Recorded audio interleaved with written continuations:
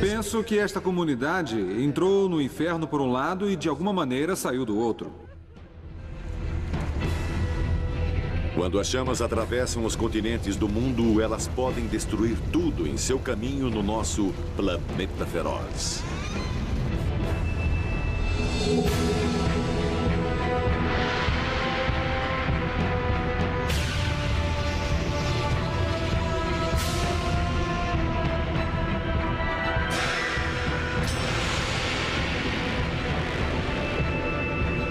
Planeta feroz. Fogo.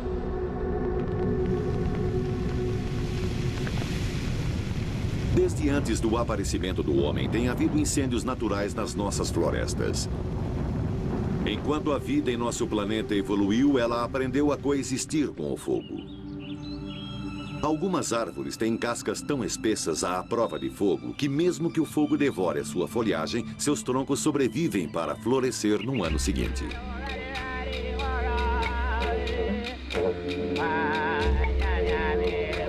O fogo, na verdade, ajudou a humanidade a se espalhar pelo mundo. Para os primeiros australianos, o fogo era uma ferramenta para ser usada. Eles podiam criá-lo à sua vontade e cozinhar com ele, ampliando muito a sua dieta.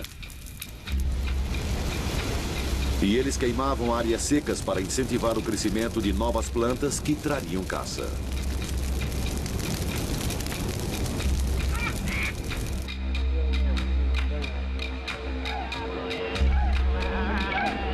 O fogo também era importante para a sua vida espiritual. Era um amigo a ser louvado.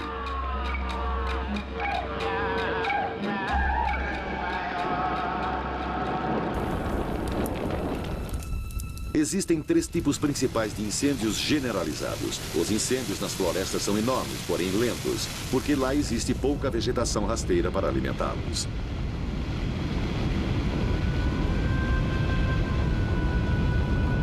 Mas depois que as copas das árvores queimam, a intensidade do fogo se eleva muito.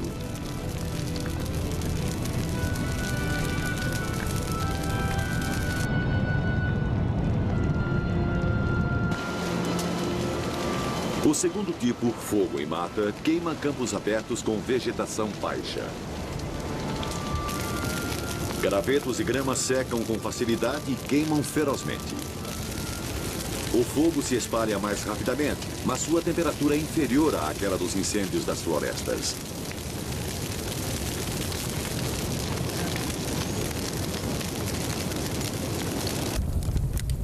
O terceiro tipo, o fogo em vegetação rasteira, espalha-se muito rapidamente a até 97 km por hora.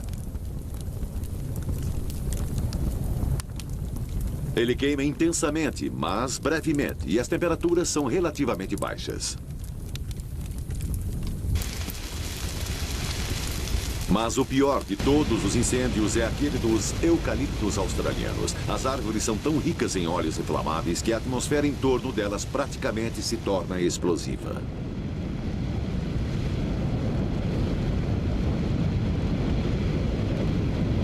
O ar quente no centro do fogo sobe.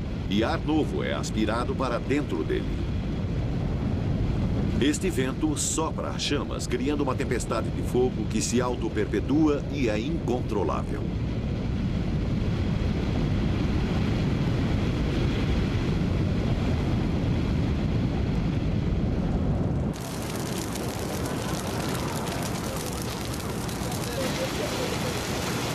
Na Austrália moderna, ao contrário da época pré-histórica, o fogo é um perigo, não uma bênção. Sempre precisamos do fogo, mas apesar de podermos criá-lo, nunca podemos controlá-lo completamente. Estes são os subúrbios de Sydney do Ano Novo em 1994. O verão tinha sido muito seco. Grande parte do estado estava sob alerta de fogo e no dia do Ano Novo o pior aconteceu.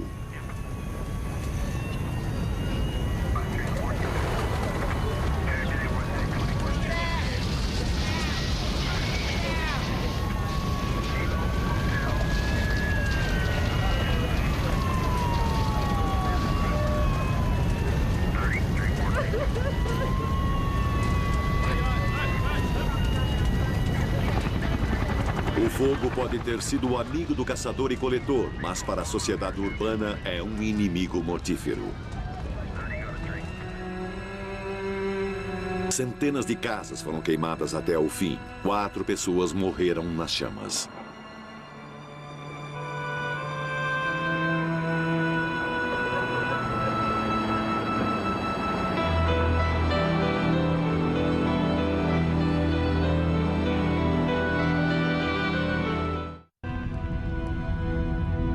A maioria dos incêndios generalizados ocorre em 2 grandes cinturões em torno do planeta, um ao norte, outro ao sul.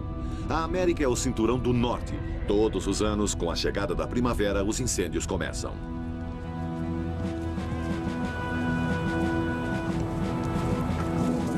Um pequeno incêndio com chamas de apenas 1,20 m de altura, bombeiros treinados podem apagar usando ferramentas manuais. O maior desafio é levar os bombeiros para a área antes que as chamas possam se espalhar e crescer. Como os incêndios geralmente ocorrem em áreas remotas, o jeito é ir pelo ar.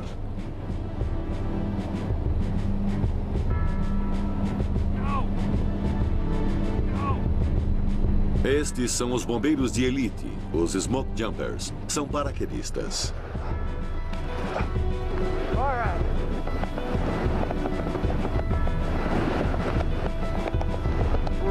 Vamos descer. Aquela é a nossa área de salto. 90% dos incêndios em que saltam têm menos de 405 metros quadrados. Agora! Aê!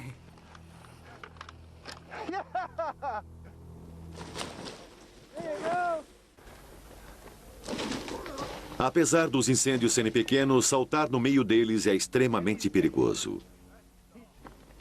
Os Smoke Jumpers ficam por sua própria conta. Mesmo assim, eles conseguem controlar 9 entre cada 10 incêndios onde saltam.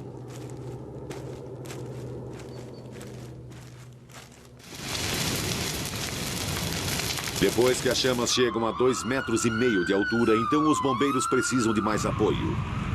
Agora, para serem bem-sucedidos, eles precisam de acesso a uma estrada, de um caminhão-pipa e de mangueiras de pressão. Para combater incêndios com chamas maiores, é necessário suporte aéreo.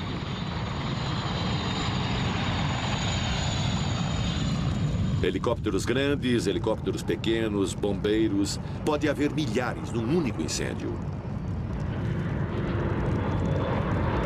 É organizado como uma guerra, com precisão militar.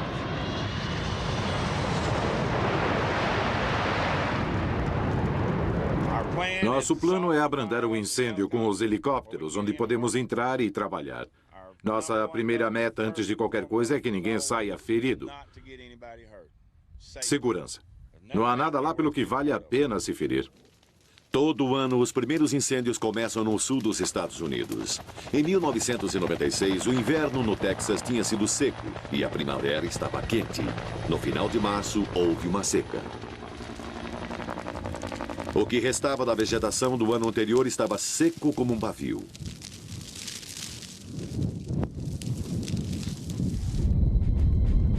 Para a maioria de nós, os incêndios devem ser apagados, mas os incêndios generalizados são grandes demais para se atacar diretamente. Em vez disso, os bombeiros precisam privá-los de seu combustível. Eles estão molhando a grama, não a área que está queimando, e eventualmente o fogo irá morrer. As coisas estão bem ao norte. O que me preocupa é do rio para cima.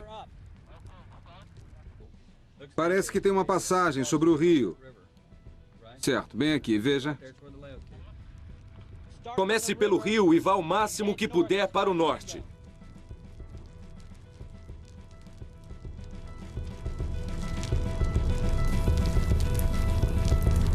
Às vezes, os bombeiros, de propósito, incendeiam a grama para queimar áreas na frente do fogo principal para fazer com que ele morra de fome. Os aviões-tanque não estão tentando apagar o fogo diretamente, mas impedir que se espalhe.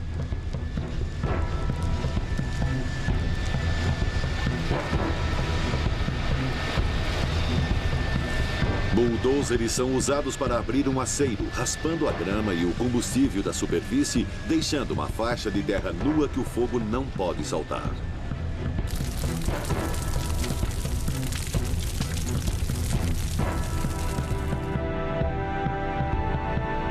Existe um caminho natural dos incêndios generalizados aqui na América. Ele começa no sul e move-se para o norte com o clima quente e seco. Após os fogos em Mata do Texas na primavera de 1996, no meio do verão, as grandes florestas do Parque Nacional Yosemite estavam muito secas e em perigo. O combustível estava lá, só precisava de uma faísca.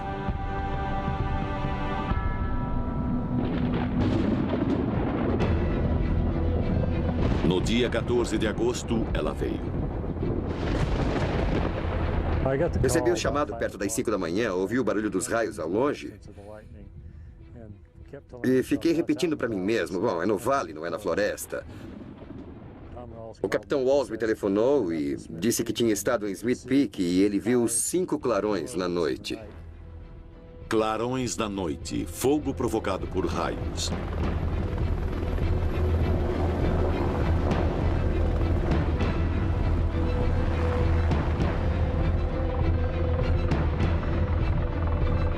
Os bombeiros começaram a chegar ao amanhecer.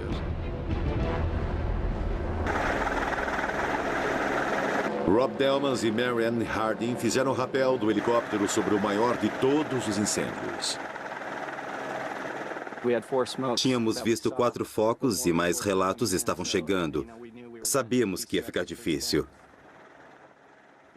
Esse é o tipo de coisa que esperamos. Assim é o nosso verão e é para isso que treinamos. Então, estávamos todos muito agitados. Nesse trabalho, você fica muito agitado. Você conhece os perigos, a sua adrenalina fica a 1000 e é muito intenso. O rapel é usado para saltar na fumaça. Se eles conseguirem chegar ao fogo rapidamente, mesmo sem nada, além de ferramentas de mão, eles podem até controlá-lo. Neste caso, não conseguiram.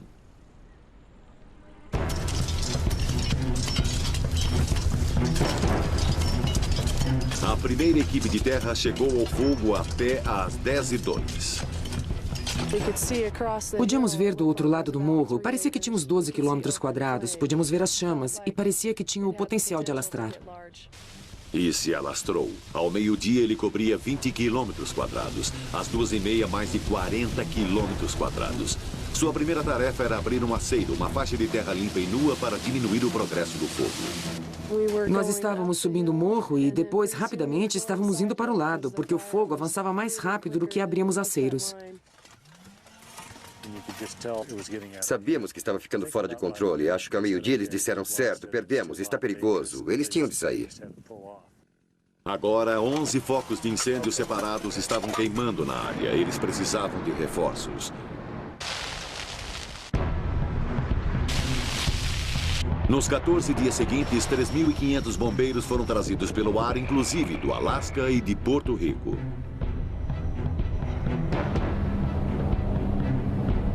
Uma cidade de barracas brotou.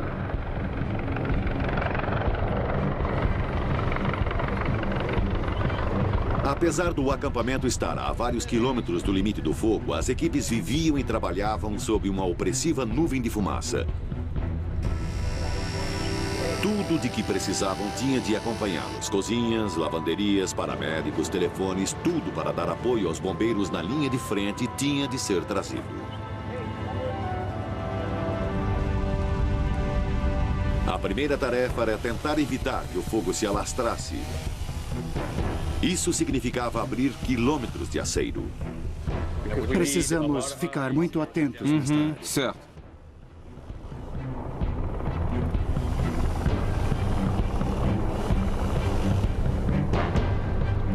Onde puderam usar as estradas existentes como aceiro, eles usaram e ficaram de guarda contra o fogo logo além do morro.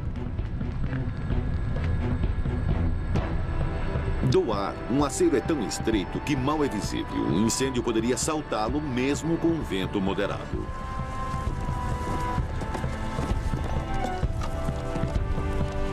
Existe uma maneira mais fácil de abrir aceiros, como mostra este filme de treinamento. É simplesmente uma questão de ligar alguns fios e apertar um botão.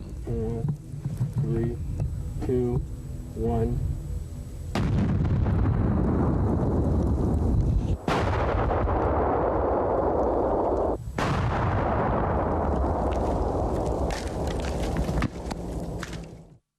E se constrói um aceiro de primeira.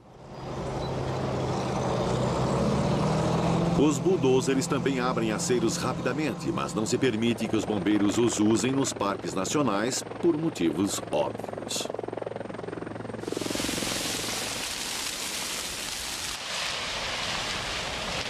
Quinto dia do incêndio. Ele agora tinha 30 mil quilômetros quadrados e estava crescendo. Os incêndios individuais agora tinham se tornado um só grande incêndio. Ele foi chamado de incêndio de Ackerson. Ele se tornaria o maior incêndio florestal do ano.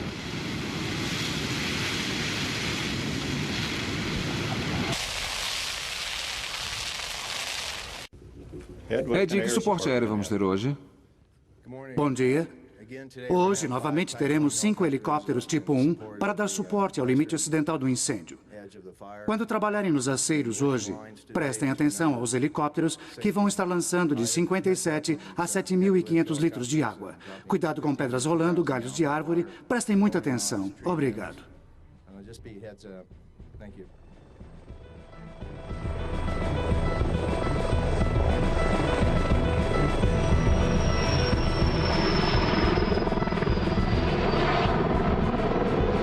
Sexto dia. Este era o dia em que eles começariam a contra-atacar. No final daquela tarde, em Cherry Creek, o fogo começou a queimar ferozmente. Todos os 5 helicópteros de combate a incêndio de grande capacidade foram trazidos. Esses gigantes aspiram água diretamente dos rios e lagos próximos. Leva apenas 30 segundos para pegar 7.571 litros de água. Junto com eles vieram os helicópteros com cestos de armazenamento de água. Eles podem reabastecer os tanques de água com a mesma rapidez, mas sua capacidade é 50% menor. Um controlador aéreo circulava bem no alto, coordenando as equipes de ar e de terra. Vamos verificar os alvos mais ameaçadores para começar. E depois vamos trabalhar indo em direção aos focos de novo. Entendido. Eu só queria que você soubesse que lá vai ficar meio agitado daqui a pouco.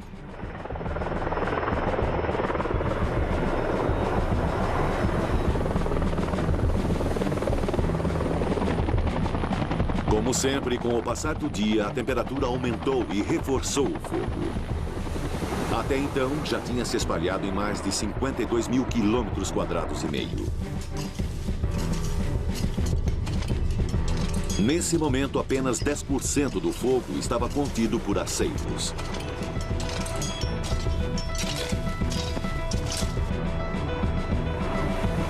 Às 5 da tarde, as chamas estavam tão intensas em Cherry Creek que os bombeiros do vale tiveram de ser evacuados.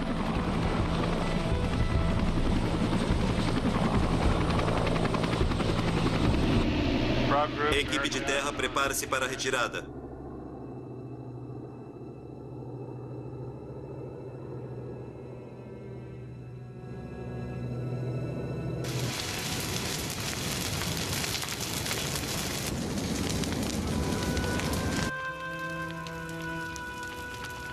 Décimo segundo dia. O fogo agora cobria quase 130 mil quilômetros quadrados. Queremos manter toda esta estrada agora? Veja, daqui até aqui, será que é possível? Vamos estar entrando e saindo da área queimada. Eu acho que o Jeff vai entrar e Rick vai ficar do lado de fora. Com o frescor da noite, os incêndios diminuem um pouco de intensidade. Os bombeiros tiram proveito disso para iniciarem os seus próprios incêndios sob condições controladas.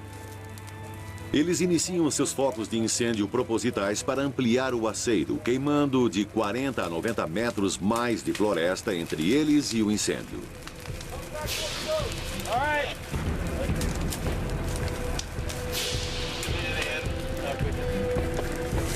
Agora eles estavam enfrentando fogo com fogo. Segurança sempre é uma preocupação. Nenhum bombeiro trabalha sem conhecer as linhas de recuo para as áreas de segurança. Tentamos cuidar um dos outros e nos assegurarmos que as áreas de segurança estejam livres. Porque ontem à noite começou a sair um pouco fora do controle. E saímos com os bugs por algum tempo e esperamos. É um incêndio perigoso. Acho que é realmente preciso essas áreas de segurança. 13º dia. O turno da manhã precisa planejar não só como combater o incêndio, mas também como assegurar a segurança de todos os homens e mulheres que o combatem. Sabem onde são essas áreas e a distância aproximada de cada uma delas. Uma área de segurança é uma área grande o bastante para onde recuar, onde o fogo não pode alcançá-lo, mesmo que você esteja completamente cercado. Em Idaho, em 1994, 125 bombeiros foram forçados a recuar para sua área de segurança, uma pequena pista de aterrissagem. Enquanto o fogo os cercava, eles calmamente queimavam a grama. Se o fogo os alcançasse, ele teria pouca coisa para queimar.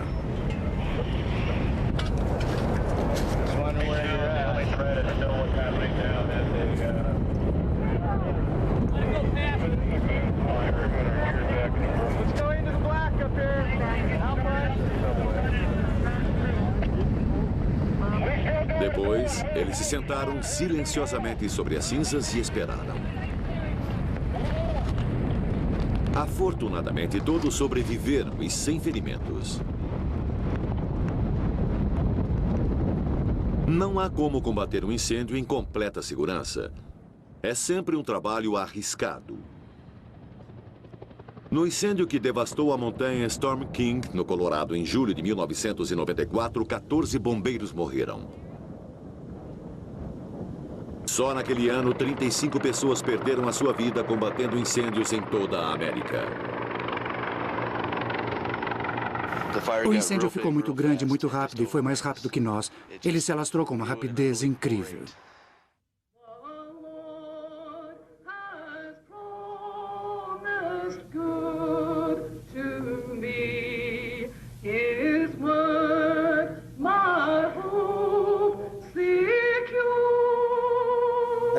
Meus irmãos e irmãs que padeceram, bem, como eu disse, os hotshots são uma grande família. Existe muito respeito de um hotshot para outro. A grande família dos hotshots na tragédia de Storm King estendeu-se a um bombeiro que trabalhou no incêndio de Ackerson. Este é Jonathan McCall. Ele recebeu seu nome em honra de um dos bombeiros que morreu na montanha Storm King. É um pouco triste. Você tem um garotinho maravilhoso, mas não tem mais um amigo. E o incêndio de Ackerson já se espalhava há 14 dias. Ele tinha se alastrado e cobria 166 mil quilômetros quadrados. Só metade dele estava sob controle.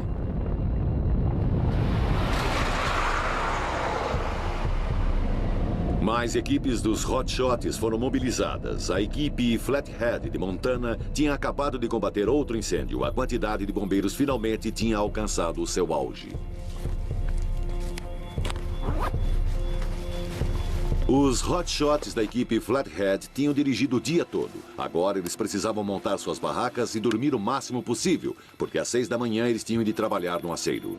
Obrigado por chegarem na hora. Bem-vindos à manhã de quarta-feira. Vamos ouvir sobre o tempo com o Joe. Bom dia. Vamos ter uma concentração de alta pressão naquela área hoje. Para nós, isso significa que os ventos nos cumes não serão tão fortes quanto têm sido nos últimos 2 dias. Além disso, vamos ter uma inversão esta manhã. Todas as manhãs havia uma inversão de temperatura. A fumaça enchia o ar frio, que ficava denso e baixo, criando uma densa mistura de nevoeiro e fumaça que enchia os pulmões. As equipes do ar não podiam enxergar para lançar as suas cargas. Nesse dia, as operações ficaram em terra.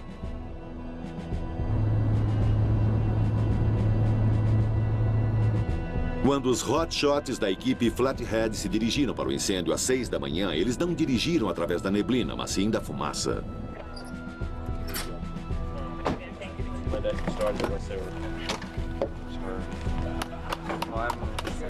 Sua tarefa era uma queimada diurna no vale de Cherry Creek.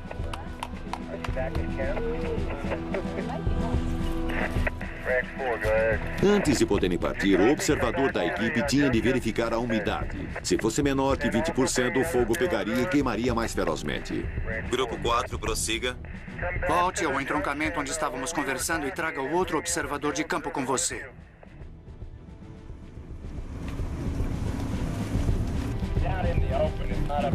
Esta queimada era para alargar e fortalecer o aceiro, para que o fogo ficasse preso e não tivesse onde ir.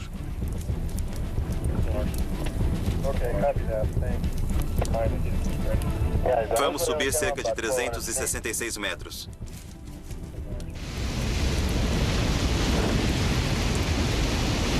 O fogo já tinha coberto 182 mil quilômetros quadrados.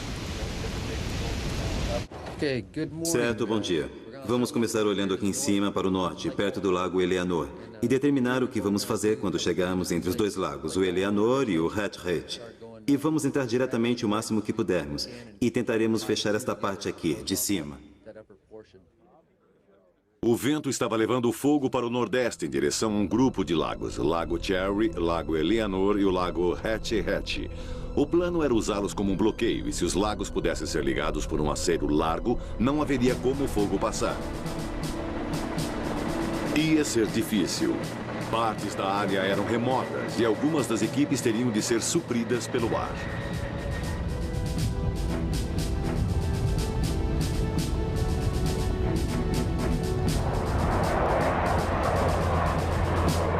O dia à sua frente era essencial para conseguir controle sobre o fogo. Se eles pudessem bloqueá-lo nos lagos, estariam mais próximos de controlá-lo. Era hora da grande água.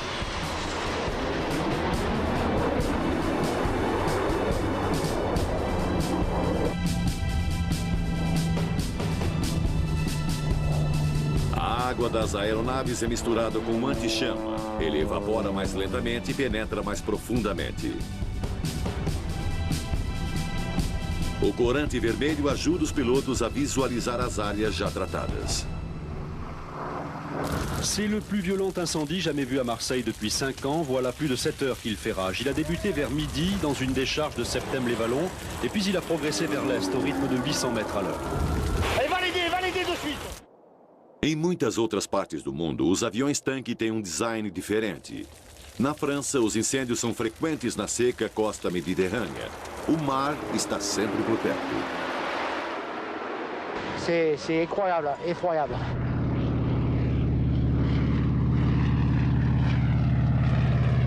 Estes são Canadair. Eles recolhem água do mar sem nunca aterrissar.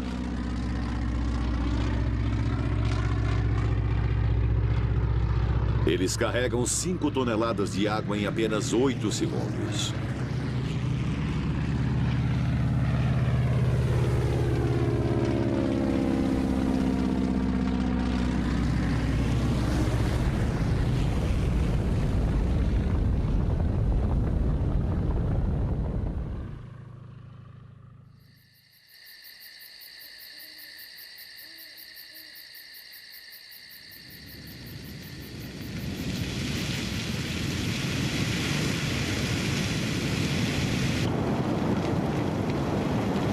De volta a Uset, o fogo ainda estava se alastrando. Ele agora cobria uma área de 186 mil quilômetros quadrados. As equipes estimavam que ainda levariam 6 dias para controlá-lo.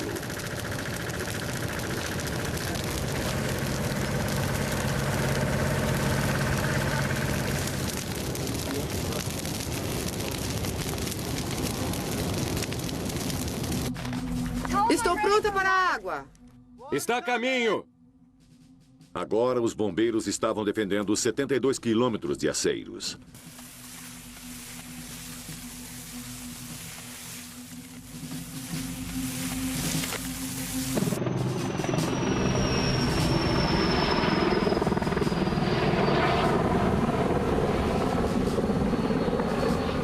Era hora de reforçar os aceiros já estabelecidos. Vamos começar aqui e trabalhar nessa direção. Precisamos eliminar qualquer coisa que esteja à distância de uma queda do aceiro e qualquer coisa que possa pegar fogo e cair do outro lado.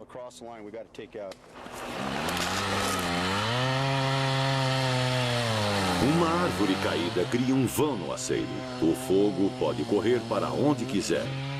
Frequentemente, muitas árvores têm de ser abatidas ou queimadas de propósito para salvar as outras.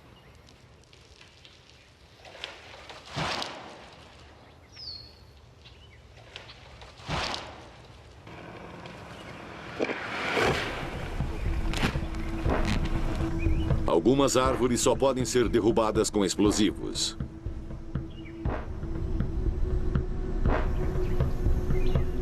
O motivo de envolvermos esta árvore deste jeito é que ela é um risco, está toda comida por dentro. Vai haver pessoas trabalhando nesta área e queremos derrubá-la. É perigoso demais cortá-la com uma serra elétrica.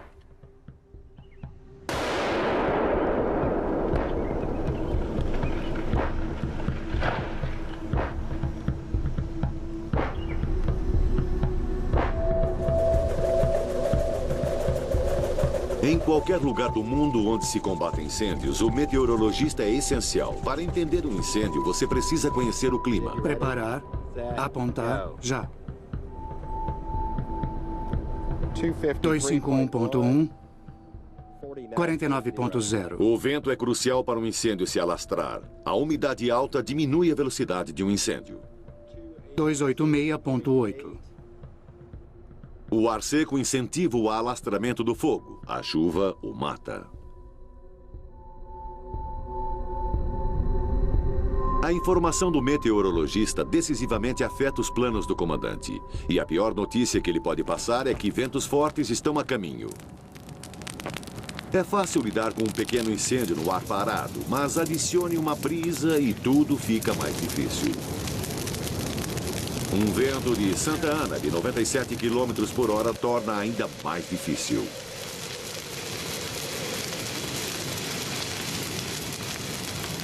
E um gigantesco incêndio australiano tem um vento fortíssimo que o alimenta. Uma vez que um incêndio chega a esse estágio, ele é claramente impossível de ser detido. Incêndio de Ackerson. Era o 17º dia. A nuvem de fumaça ergueu-se a 6.100 metros num céu claro. Os aceiros estavam se aguentando. Agora o desafio era ajudar o fogo a queimar até se apagar. Um helicóptero soltando napalm chamejante em gel é a maneira escolhida.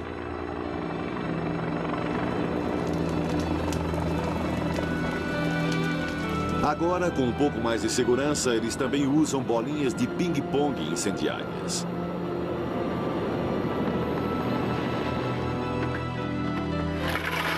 Elas são cheias de permanganato de potássio e, imediatamente antes de serem lançadas, a máquina que as lança injeta glicol. E quando chegam ao solo, a mistura explosiva está pronta para ser acesa.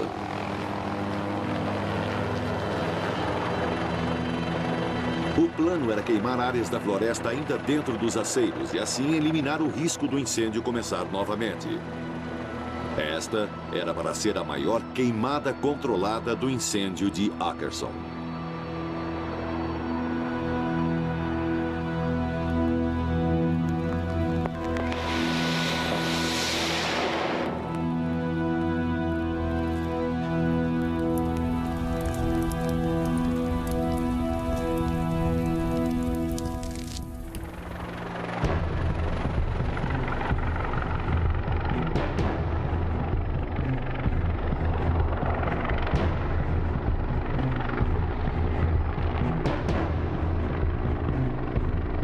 Quando o helicóptero voltou ao chão, o homem que tinha selecionado os locais de lançamento relatou como foi.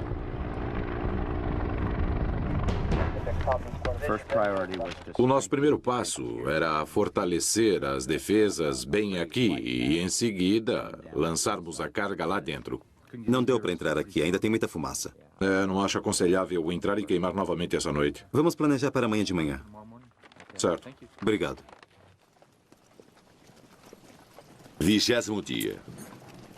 O fogo tinha se alastrado por mais de 230 mil quilômetros quadrados, mas agora 95% dele estava preso entre aceiros. Era a hora de começar a limpar.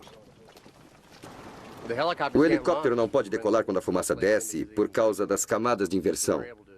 Então podemos carregar as mulas e entrar sob a fumaça. Funciona bem. Ajuda a manter a integridade das áreas selvagens. Você sabe, quanto menor é o impacto que provocamos, melhor.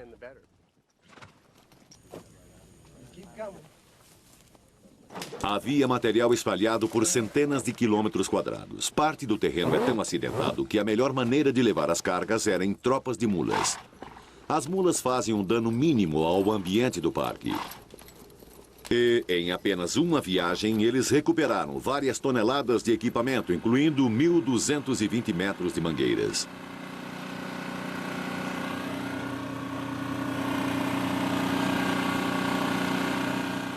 Não importa o quão cuidadoso você seja, combater um incêndio causa danos à terra. No Parque Nacional Yosemite, eles são obrigados a limpá-las à mão. Eles chamam isso de usar uma mão leve na terra. Mas na Floresta Nacional Stanislaus, a apenas alguns quilômetros, permite-se o uso de máquinas. O corte dos tocos acelera o seu apodrecimento e ajuda as cicatrizes do incêndio de Ackerson a desaparecerem mais rápido. Ei, bombeiros! Todo mundo quer dizer obrigado. Sou John Eager, proprietário do mercado Care em Sonora. Minha esposa e eu gostaríamos de agradecer a todos os bombeiros. Aqui é EJ do TCI Cablevision, querendo agradecer a todos os bombeiros por protegerem as nossas casas e a nossa comunidade. Não há palavras para dizer. Os bombeiros são fogo, fogo, fogo! Uma comunidade lhes agradece porque alguém se importa. Às 6 da tarde do 22º dia, o incêndio foi declarado 100% contido. Dentro dos aceiros, seus restos lentamente se apagaram. Foi o maior incêndio florestal do ano.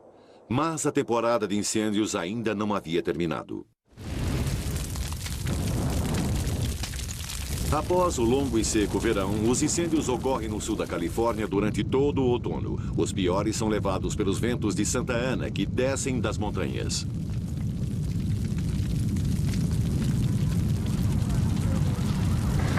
Notifique o centro de operações e as unidades no Canyon, que há uma tempestade de fogo a caminho. Evacuem todas as unidades.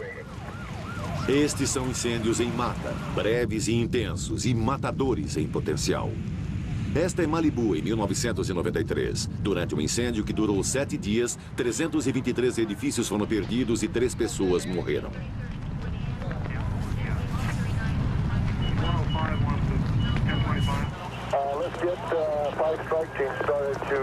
Aconteceu novamente no outono de 1996.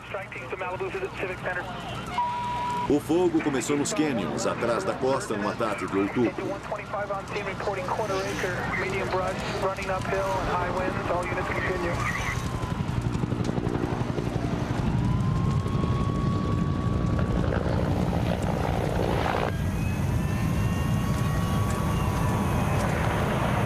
Ele queimou ferozmente, espalhando-se na grama e na mata extremamente seca após o longo e quente verão da Califórnia. Dá pra ver o calor que estamos suportando. Olha a água fervendo no meio da estrada. No início da tarde, a fumaça fez parecer que era noite. Brasas eram levadas pelos ventos, iniciando novos focos na grama seca.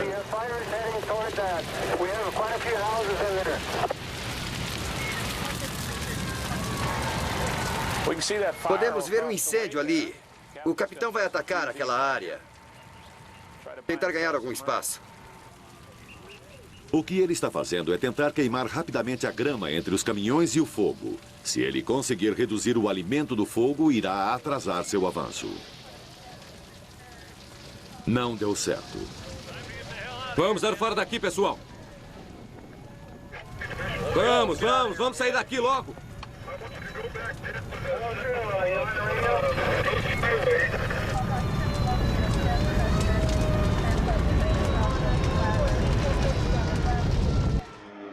Início do segundo dia, já está queimando por 2 dias inteiros. O fogo está começando a cozinhar. Os bombeiros estão fazendo uma pausa. Eles passaram a noite toda lá, talvez umas 2 horas de sono. Daqui a alguns minutos, muitos desses bombeiros vão estar correndo por suas vidas. Os focos estavam se alastrando rapidamente, rápido demais para alguns caminhões e bombeiros.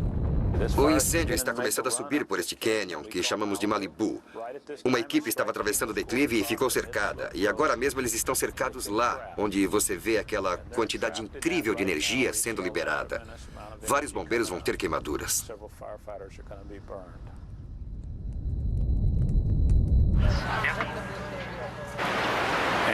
Estamos vendo um vídeo caseiro. Podemos ver vários caminhões recuando junto com o líder da equipe.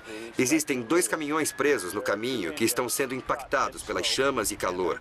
E 5 bombeiros estão com queimaduras. Um deles em estado crítico.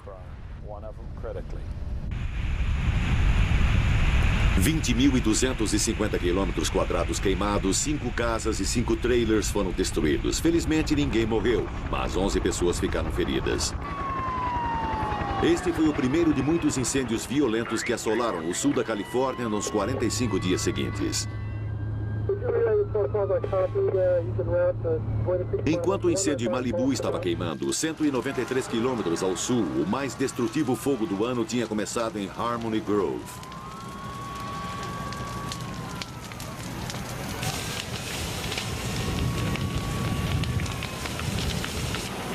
Harmony Grove é, ou era, uma comunidade de residências de alto padrão não muito distante de San Diego. O incêndio começou em 21 de outubro, segunda-feira, provavelmente causado por uma faísca de um cabo de força. O fogo, levado pelos fortes ventos de Santa Ana, destruíram a encosta do morro, pegando os residentes da área de surpresa. Ele queimou por apenas 4 horas, mas na manhã seguinte, 127 casas tinham sido destruídas. Uma pessoa morreu.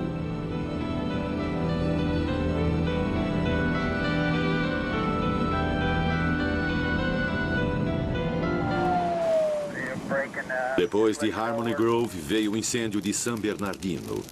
No meio da noite, uma encosta da montanha ressequida queimou. Em condições extremamente secas, o fogo se alastrou rápido, com chamas de 60 metros de altura.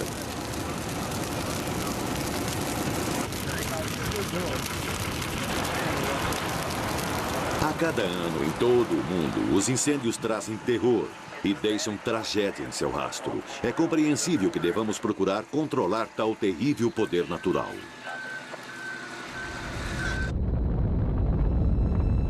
Ainda assim, alguns especialistas acham que pode ser mais sábio deixar a natureza tomar o seu curso. 10 anos atrás, enormes incêndios varreram o Parque Nacional Yellowstone.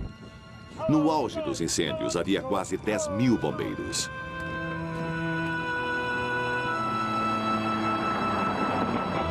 A única vitória palpável de todo o seu trabalho heróico no parque foi salvar a famosa cabana Old Faithful.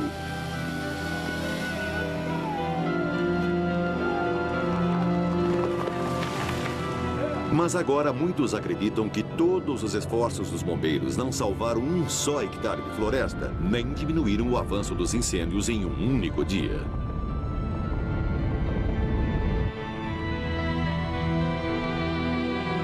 Alguns críticos podem argumentar que as autoridades de Yellowstone tinham criado seus próprios problemas. Durante anos, eles vinham apagando a maioria dos incêndios. Enquanto as árvores envelheciam, morriam e caíam, sem nenhum incêndio para queimá-las, grandes níveis de combustível em potencial iam se acumulando.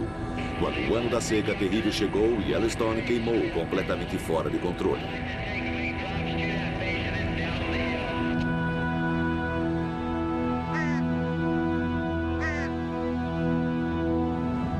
No final, os incêndios foram finalmente apagados em novembro, com a primeira neve do inverno. Aquele inverno foi rigoroso. Morreram cerca de 5.000 alces, 20 vezes mais do que os 246 que morreram devido ao fogo.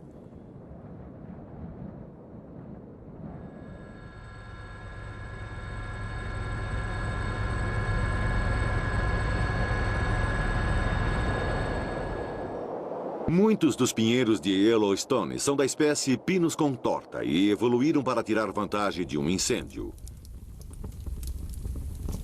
Seus estróbilos só abrem após terem sido assados. Suas sementes foram lançadas para germinar na primavera seguinte. Sem nenhuma folhagem acima delas, a luz extra produziu um mar de jovens pinheiros.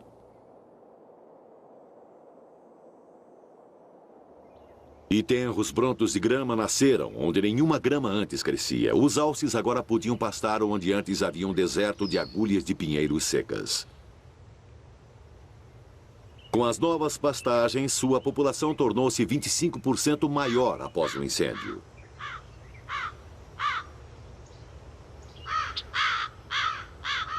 Predadores como as corujas aumentaram em quantidade enquanto o seu alimento, camundongos e ratos calunga, floresciam na nova grama.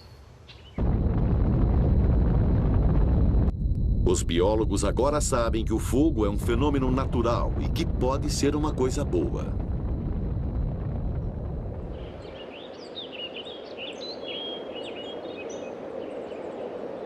Essa evolução na maneira de lidar com o fogo tem sido parte do ambiente desde que a Terra era jovem. É parte da natureza.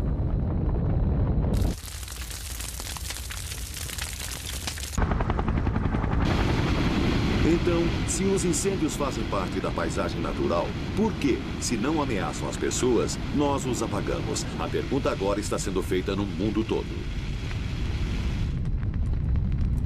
Cada vez mais, bombeiros acreditam que se deve deixar que os incêndios por causas naturais, quando possível, se extingam naturalmente. O maior problema surge onde as pessoas e florestas se sobrepõem. Sem pessoas, os incêndios não são um problema, mas pessoas e incêndios não se misturam. Essa combinação pode ser mortífera no nosso planeta feroz. O fogo todo está descendo! Vamos dar fora daqui! Versão brasileira, Tempo Filmes, São Paulo.